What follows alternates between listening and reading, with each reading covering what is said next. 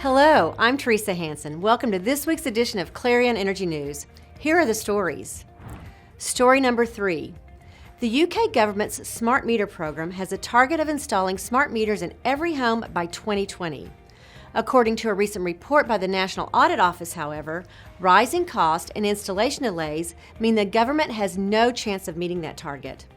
In 2016, the government expected the program to cost about £11 billion, or more than $14 billion US. It also estimated that the smart meter rollout would bring economic benefits of almost £17 billion.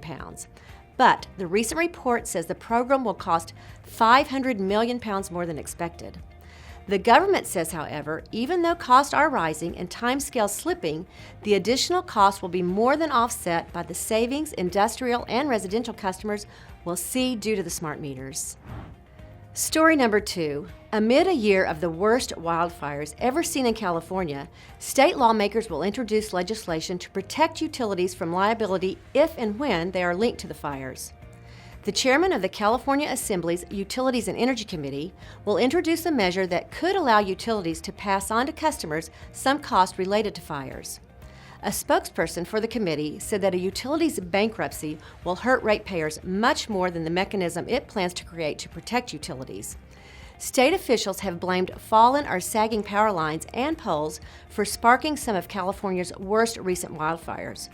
Pacific Gas and Electric, for example, has been blamed for 17 Northern California fires that occurred in the fall. PG&E told investors it expects to be on the hook for more than $2 billion in damages. PG&E's stock plunged 60% and the utility lost $15 billion in valuation the week following the November 8th campfires in Northern California.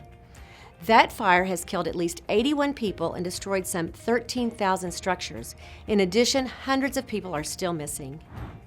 Story number 1. GE Power recently announced a reorganization that includes the creation of GE Gas Power and the appointment of Scott Strazik, an 18-year company veteran, as its CEO. Russell Stokes, who has been CEO of GE Power, will take on the same role at GE Power Portfolio, which will handle the company's nuclear and steam businesses. These changes have come at a tough time for all of GE, but according to public reports, GE Power has been the company's largest division and pulls in more than 1/3 of its revenues. GE replaced CEO John Flannery with Lawrence Culp this summer. Culp spent the first months evaluating the energy giant's various pieces and announced the power division's reorganization a couple of weeks ago. One of Scott Strazik's first duties as GE Gas Power CEO will be to deliver a keynote address for PowerGen International next week. He will be a featured speaker on Wednesday, December 5th.